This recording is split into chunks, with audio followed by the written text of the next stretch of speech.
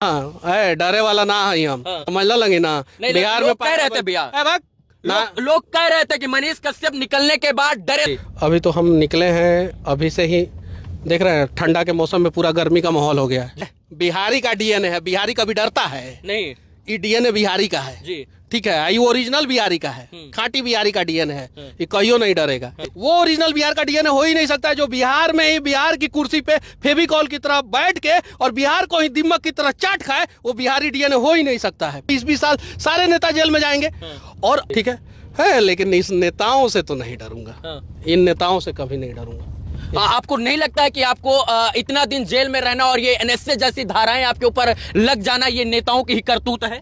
कहीं उनका भी हाथ हो सकता है? उन हाथ हो सकता है, उनका हाथ, पांव, टांग, आंख, नाक, मुंह, गर्दन, गला सब उन्हीं का है, तभी जाके मेरे ऊपर रहने से लगा। दुख की घड़ी छटी है और उस किरण का, उस एक नए युग का उदय हुआ है जिस किरण का इंतजार सब कोई कर रहा था। बिहार के 38 जिला के साथ साथ देश के तमाम लोग कर रहे थे। मनीष कश्यप जी आज जेल से निकलकर एक बार फिर से स्वतंत्र होकर देश की और बिहार की आवाज उठाने के लिए स्वतंत्र हो चुके हैं और मेरा रोंगटा खड़ा हो रहा है, मेरे आंखों में इस वक्त भावुकता है। मैं इस क्षण को अपने शब्दों से नहीं बयां कर सकता हूं क्योंकि जो बिहार का लाल, जो बिहार का शेर सच में बिहार के लिए लड़ता था, वो कहीं ना कहीं चंगुल में फंस गया था भ्रष्टाचार के और इसके बाद विरोधियों के चंगुल में। लेकिन आज फिर से मनीष जी स्वतंत्र होकर एक बार फिर से अपनी गाड़ी में जब बैठे हैं तो वही जोश, वही जुनून, वही जज्बा। और लोग कह रहे थे कि मनीष कश्यप जी बदल जाएंगे, मनीष कश्यप जी जो है नई ताकत के साथ नहीं उभर के आएंगे, लेकिन मनीष जी फिर से वही ताकत के साथ, चाहे वो तमिलनाडु में हो या इसके बाद बिहार में, मनीष जी अंततः जो है सत्य की जीत हुई। और आप सदैव कहते थे सत्यमेव जयते, सत्य जीता है, देर जीता है, दुरुस्त जीता है और देर है अंधेर नहीं, उस कहावत को भी साकार हुआ किया गया है। कैसा लग रहा है आज ये जो सत्य की जीत हुई है? बस बिहार में मैं पैदा हुआ हूँ और बिहार में ही दशरथ मांझी पैदा हुए थे, बिहार में ही वीर कुंवर सिंह, बिहार में ही गुरु गोविंद सिंह पैदा हुए थे, माँ सीता जो है बिहार में ही पैदा हुई थी। इन लोगों ने भी बहुत सारे अधर्मियों को देखा, इन लोगों के भी जीवन में बहुत सारा कष्ट आया, लेकिन फाइनली इतिहास का पन्ना बताता है इनके बारे में, इनकी कहानियाँ कि क्या है। इतिहास तय करेगा कि मनीष कश्यप क्या है क्या नहीं है। नेल्सन मंडेला साउथ अफ्रीका के थे, लगभग 32-33 साल वो जेल रहे, लेकिन आज साउथ अफ्रीका का इतिहास का कोई भी किताब खोल के देख लीजिए तो उनके बारे में क्या है वो। तो वर्तमान में बहुत सारे लोग हैं जो आपको जो है कष्ट देने का प्रयास करेंगे, जो मुझे देने का प्रयास किया गया। मैंने बोला पुल गिर गया, पुल गिरेगा, पुल गिर गया, पुल गिर गया, तो मनीष कश्यप बोल रहा है कि पुल गिरेगा और आप पुल जिसने गिराया उसके ऊपर कार्रवाई न करके मनीष कश्यप को जेल में डाल दो ताकि हम गिराने वाले ठेकेदार को ठेका देंगे और उसमें बिहार के लोग दब के मरेंगे और आवाज उठाने वाला कोई नहीं रहेगा। लेकिन उन लोगों को नहीं पता था कि एक मनीष कश्यप को अगर सलाखों के पीछे डालोगे तो हजारों मनीष कश्यप पैदा होंगे। और बिहार में स्थिति आप देख सकते हैं कि अभी पूरा ब्रह्मांड में सबसे ज्यादा डिजिटल मीडिया के पत्रकार बिहार में है। रीजन क्या है, कौन है, वो सबको पता है, बताने की जरूरत नहीं है। और किसने मुझे जेल में डाला था वो सबको पता है। श्री कृष्ण भी कंस से लड़े थे, ठीक है, कंस भी श्री कृष्ण के अपने ही थे। मेरे भी कुछ अपने ही लोगों ने, बिहार के लोगों ने ही मुझे जेल में डाला था, वो लोग भी अपने ही है। जाति होती तो मैं मानता नहीं हूँ, यहाँ बांटा गया है। खून का रिश्ता होता है।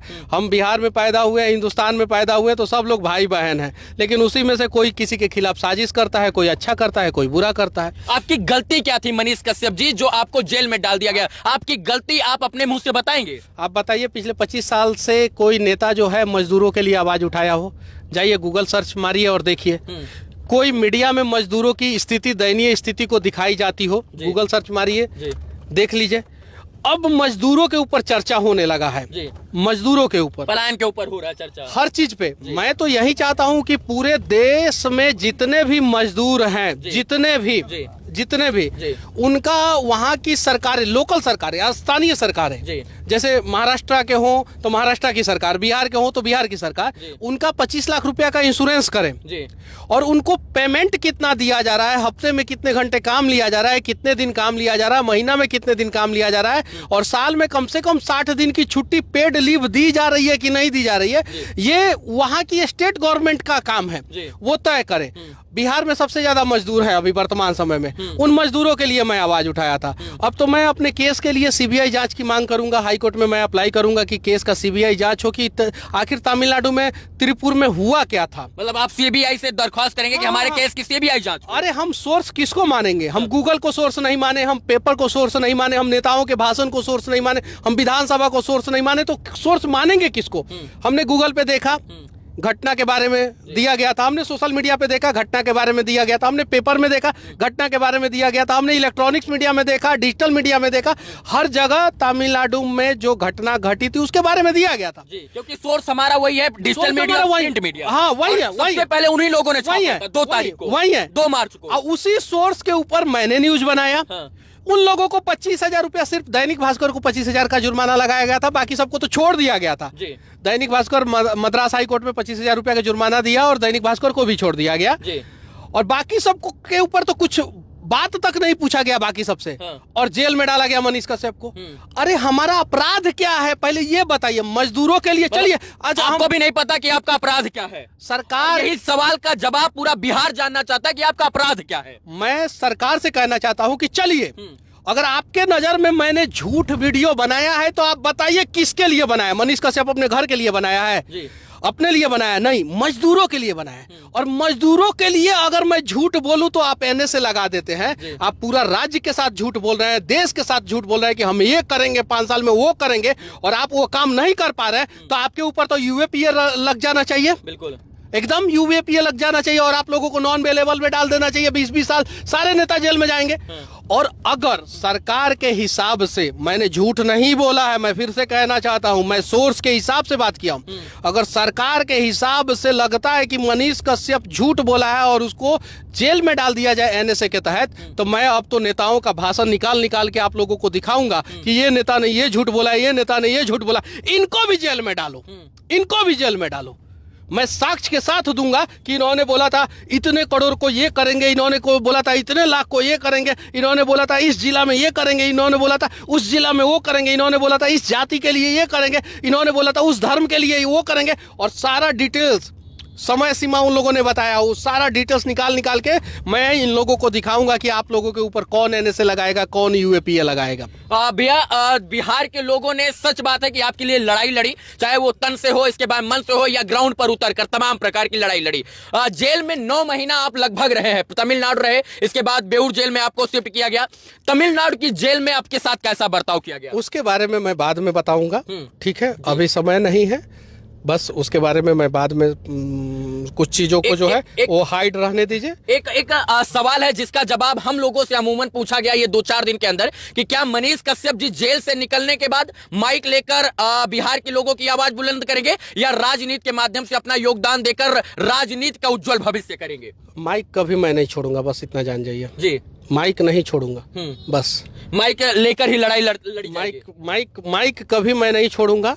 और मैंने जो सिविल इंजीनियरिंग की पढ़ाई की है जी, उसको भी मैं कभी नहीं भूलूंगा जी। बस इंफ्रास्ट्रक्चर को मजबूत करना है तो सिविल इंजीनियर की सख्त ज़रूरत होती है, और मैंने सिविल इंजीनियरिंग किया है। और देश से भ्रष्टाचार को मिटाना है तो माइक की सख्त ज़रूरत है, और मैं माइक उठा ही लिया हूँ, और ये 2 चीज़ मैं कभी नहीं छोड़ने वाला हूँ। एक और आपका जो बड़ा बयान जेल जाने से पहले वायरल हुआ था कि हम 180 दिन के अंदर सत्ता परिवर्तित कर देंगे, सरकार गिरा देंगे, उसको लेकर भी लोगों के अंदर काफी जो है मन में चल रहा है कि क्या उन चीजों के ऊपर कैसे बात होगी? देखिए आज पहला दिन है, आज इन सब चीजों पे मैं नहीं बात करना चाहता हूँ जी। बस इतना जानिए कि कंस, रावण और दुर्योधन का अत्याचार ज्यादा दिन तक नहीं टिक पाया। ये तीनों द्वापर, त्रेता और सतयुग, ठीक है, ये तीनों जो है उसमें खत्म हुए। अभी कलयुग में भी वैसे बहुत सारे लोग हैं, उनका भी आतंक खत्म होगा, उनका भी अत्याचार खत्म होगा, उनका भी भ्रष्टाचार करने वाले लोगों का भ्रष्टाचार खत्म होगा। आज नहीं तो कल नया सवेरा बिहार में भी जरूर होगा। बिहार में फिर से जो है, पूरे देश में लोकसभा चुनाव होने वाला है, 2025 में बिहार में विधानसभा चुनाव होने वाला है। आप मजदूर की बात करें, ये बात जग जाहिर है कि आप मजदूरों की बात करने के लिए तमिलनाडु में गए थे, क्योंकि बिहार सबसे ज्यादा मजदूर सप्लाई वाला राज्य बन गया है। आप बिहार से बाहर जाकर मजदूरों की बात करें, क्या आपको लगता है कि इस चुनाव में मुख्य एजेंडा बिहार से जो है पलायन रोकना होगा, और इसके बाद जो है चुनाव में बड़ी बड़ी पार्टियां बिहार में इंडस्ट्रियल हब की बात करेंगे? आपको लगता है इन तमाम विषयों पर बात करेंगे? बिहार में इस बार चुनाव में मजदूर एक अहम मुद्दा होगा, और मजदूर के लिए सरकार को कुछ ना कुछ करना ही पड़ेगा, मजदूरों के आगे सरकार को झुकना ही पड़ेगा जी। इस बार किसी भी हाल में, कोई भी सरकार हो, भाजपा हो, कांग्रेस हो, आरजेडी हो, जदयू हो, कोई भी सरकार हो, सपा हो, कोई भी, जिसको भी बिहार में चुनाव लड़ना है, जिसको भी, उसको मजदूर के लिए कुछ ना कुछ करना होगा। जिसको चुनाव जीतना है उसको मजदूर के लिए कुछ ना कुछ करना होगा, सिर्फ बात नहीं, जमीन पे कुछ ना कुछ करना होगा। और मजदूर जो है इस बार चुनाव में अहम मुद्दा रहेगा। एक और बात की तमिलनाडु, इसके बाद चेन्नई, हैदराबाद, दिल्ली, मुंबई, हरियाणा, मध्य प्रदेश में तमाम जगह पर इंडस्ट्रियल हब है भैया। बिहार में इंडस्ट्रियल डेवलपमेंट क्यों नहीं हो रहा है? भी हम लोग बाद में बात करेंगे, धीरे धीरे सारी चीजों पे बातचीत करेंगे जी। अभी तो हम निकले हैं, अभी से ही देख रहे हैं ठंडा के मौसम में पूरा गर्मी का माहौल हो गया है। देख लीजिए आप, टेम्परेचर बाहर जाके देखिए, बाहर टेम्परेचर बढ़ गया अभी जी। तो तापमान बढ़ेगा धीरे, टेम्परेचर विरोधियों के अंदर भी बढ़ गया है। हाँ, तो तापमान बढ़ेगा धीरे धीरे। और हाँ, डरे वाला ना है हम, समझना लगे ना। बिहार में कह रहे थे भैया, लोग कह रहे थे कि मनीष कश्यप निकलने के बाद डरे सहमे नजर आए। बिहारी का डीएनए है, बिहारी कभी डरता है नहीं, ये डीएनए बिहारी का है जी, ठीक है, ये ओरिजिनल बिहारी का है, खाटी बिहारी का डीएनए है, ये कहियो नहीं डरेगा। एक बात है, डीएनए पे बात करने वाले लोग आए ना, आए, हम बताते हैं कि डीएनए ओरिजिनल बिहार का क्या होता है। जो किसी के लिए भी अपना तन कटाने के लिए तैयार रहे, वो ओरिजिनल बिहार का डीएनए है। जो सीमा पे देश की सुरक्षा करे, वो ओरिजिनल बिहार का डीएनए है। वो ओरिजिनल बिहार का डीएनए हो ही नहीं सकता है जो बिहार में ही बिहार की कुर्सी पे फेविकॉल की तरह बैठ के और बिहार को ही दिमक की तरह चाट खाए, वो बिहारी डीएनए हो ही नहीं सकता है। और इस डीएनए को बदला जाएगा अब। जो लोग काम बदलना नहीं है, डीएनए को हम नहीं बदल सकते हैं। अब फॉल्टी डीएनए किसी का होगा तो उसको हम लोग क्या बदल सकते हैं? कुछ नहीं बदल सकते। बस हाँ, अच्छे लोग बिहार में आगे आए और जहां भी योगदान हो वो बिहार में योगदान करे, बस बात खत्म। आपका एक अंतिम सवाल, आप शुरू से अंत तक कहते थे मुझे इस देश की न्याय व्यवस्था, न्याय प्रणाली, कानून व्यवस्था और न्यायपालिका पर भरोसा है। आपको 9 महीना जेल से निकलने में लग गया, अभी भी भरोसा कायम है न्यायपालिका पर? क्यों नहीं कायम रहेगा? अगर न्यायपालिका सजा भी दे देगा तो भी भरोसा नहीं उठेगा मेरा न्यायपालिका के ऊपर से। और सारिका बहारिया जज है, मुझे उनके बारे में नहीं बोलना चाहिए, लेकिन मैं बोल रहा हूँ एक उनके बारे में बात। जब मैं तमिलनाडु से आया था तो उन्होंने कोर्ट में बोला था क्या कि अब मनीष कश्यप को बेऊर भेजा जा रहा है जी। और तो फिर किसी ने विरोध किया तो उन्होंने बोला कि बेऊर भेजा जा रहा है, बेऊर मतलब बेऊर भेजा जा रहा है जी। उसके बाद से मेरे आंखों में आंसू था। हाँ, मैंने वो कोर्ट से निकलते हुए उस आंखों को बिहार के तमाम लोगों ने देखा। वो डर का आंसू नहीं था जी, वो न्यायपालिका पे भरोसा का आंसू था, उम्मीद का आंसू था।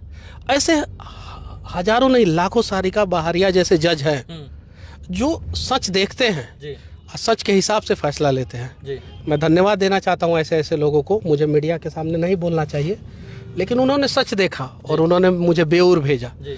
अब एक जेल से छूट के मैं जेल में आया तब मेरे आंखों में आंसू था।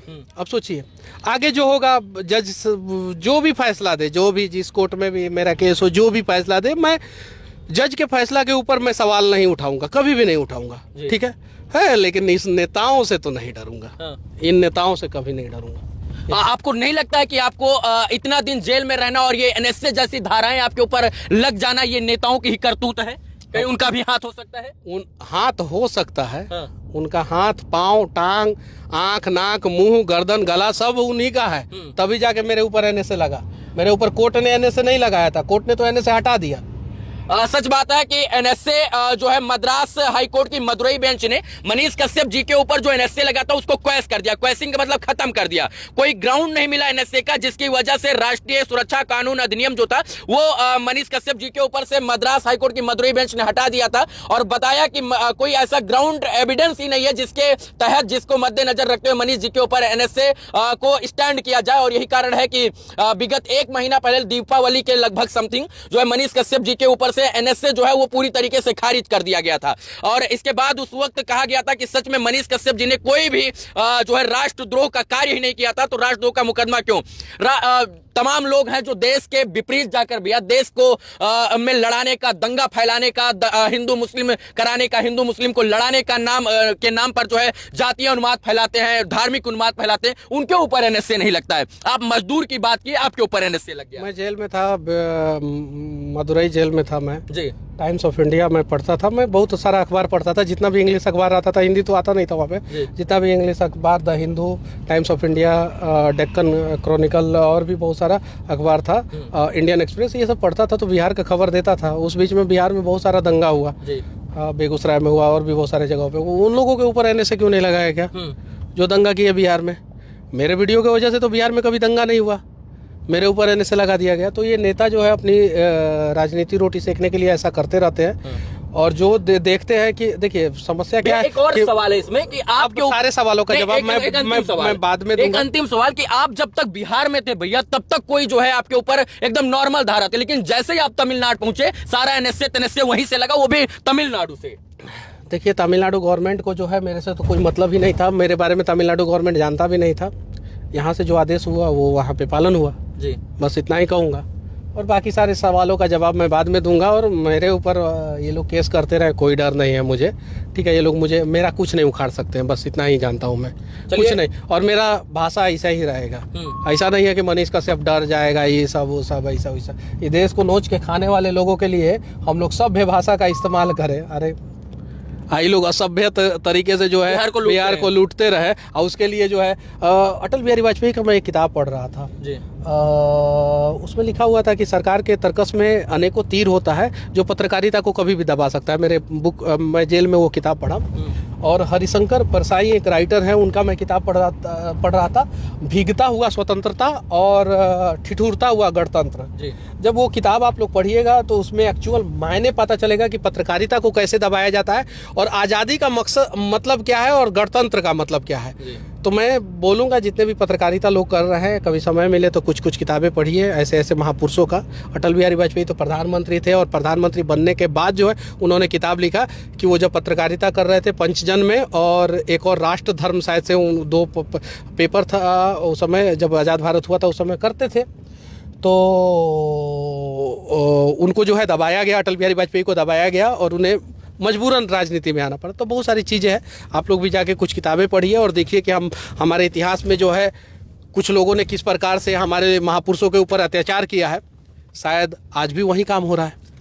चलिए, मनीष जी थे, जेल से निकलने के बाद ये हम लोग इंटरव्यू शूट कर रहे थे। उस 10 महीने की बातों को इस 10 मिनट के वीडियो में, 20 मिनट के वीडियो में हम लोग नहीं बता सकते हैं, लेकिन इतना ध्यान रखिए मित्रों कि जो लोग कह रहे थे कि मनीष कश्यप जी डर गए हैं, सहम गए हैं, आंख खोलिए और आंख के ऊपर से ऐनक हटा कर देखिए, मनीष कश्यप जी उसी फितरत, उसी जोश, उसी जुनून, उसी जज्बे के साथ आज भी बिहार की इन सड़कों पर जब निकले हैं तो बिहार की सड़कें बोल रही है कि हमें मनीष कश्यप की जरूरत है। और इसलिए जरूरत है क्योंकि अगर सच में किसी ने बिहार के लिए लड़ाई लड़ी और बिहार में लड़ाई लड़ने का आगाज किया पत्रकारिता के माध्यम से, तो वो मनीष कश्यप थे। और इनको देख देख कर हम जैसे तमाम युवा जो है माइक लेकर जब रोड पर उतरे तो कहीं ना कहीं इस बात का संकेत दिए कि हम लोग लड़ाई लड़ने के लिए आए हैं। आज मनीष कश्यप जी एक बार फिर से बिहार के लोगों के बीच में, बिहार के जनता के बीच में जाति पात, धर्म, मजहब, भेदभाव से ऊपर उठकर आज फिर से लड़ाई लड़ने का काम शुरू करेंगे। और जेल से निकलकर इस वक्त जो है दशरथ मांझी के यहाँ जा रहे हैं, जो माउंटेन मैन जिनको कहा जाता है। अपनी मां से मिलने से पहले दशरथ मांझी जी के यहाँ जा रहे हैं। और ये जो जज्बा है इसको सलाम है, क्योंकि जिस प्रकार से 9 महीना कोई जेल में रहे, 9 दिन कोई जेल में रह जाता है तो उसका हौसला जुनून सब कुछ टूट जाता है। लेकिन जिस प्रकार से मनीष कश्यप जी 9 महीना 10 महीना बाद भी जेल से निकलने के बाद उसी हौसले के साथ आगे बढ़ रहे हैं, ये बताता है, ये दर्शाता है कि बिहार में एक नए युग की क्रांति की शुरुआत है। और उस क्रांति का नाम मनीष कश्यप हो सकता है, क्योंकि जिस जज्बे के साथ ये आगे बढ़ रहे हैं। और आज जिस प्रकार से मैंने बेऊर जेल के सामने लाखों लोगों की भीड़ देखी, हजारों लोगों की भीड़ देखी, उस बात को मैं दावे के साथ कह सकता हूं कि बिहार में एक नए युग की शुरुआत हो चुकी है। और आज की सुबह की पहली किरण जो थी वो ऐतिहासिक किरण थी, और ये ऐतिहासिक किरण इतिहास के पन्नों में जरूर दर्ज होगी। ये ऐतिहासिक मर्तबा था जब किसी पत्रकार के लिए इतनी लोग जो है जेल के बाहर खड़े होकर 2 दिनों से इंतजार कर रहे थे, और अंततः सबके इंतजार की घड़ियों का जो अंत था वो उसका अंत हुआ। बाकी मनीष जी थे, हम लोग इस तमाम विषयों पर बात कर रहे थे। उम्मीद है कि ये वीडियो आपको अच्छा लगा होगा, और इनके 9 महीने का संघर्ष था वो हम इस शब्दों में नहीं बयां कर सकते। आप लोग तमाम लोग इन लोगों का सहयोग कर रहे थे। बहुत बहुत धन्यवाद इस वीडियो को देखने के लिए मित्रों। जय हिंद।